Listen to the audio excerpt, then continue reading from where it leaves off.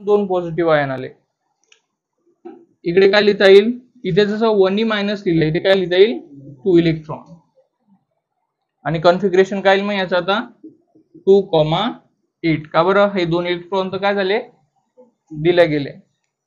तिसरा कोण आहे ॲल्युमिनियम. ॲल्युमिनियमचं कॉन्फिगरेशन 283. ॲल्युमिनियम किती इलेक्ट्रॉन देईल 3.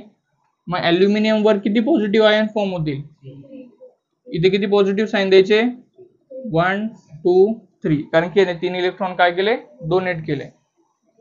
प्लस इथे काय लिहायचं 3 इलेक्ट्रॉन. कॉन्फिगरेशन काय बनलं आता 2,8. का बरं, त्याने 3 इलेक्ट्रॉन काय केले दुसऱ्याला डोनेट केले.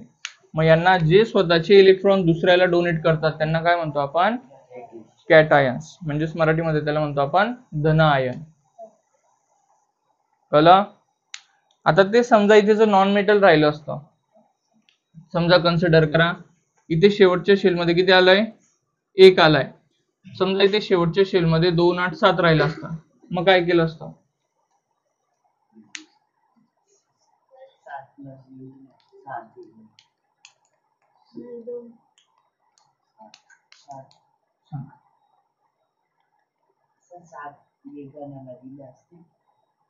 ते उधार घेतले असते, ते पैसे आल्यावर परत दिले असते.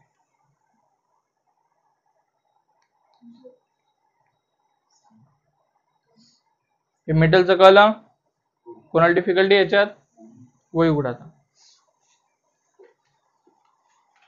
बघा नॉन मेटलचं पण आपण पुढच्या पेजवर दिलेलं आहे. हा नॉन मेटलचं पुढच्या पेजवर बघू आपण.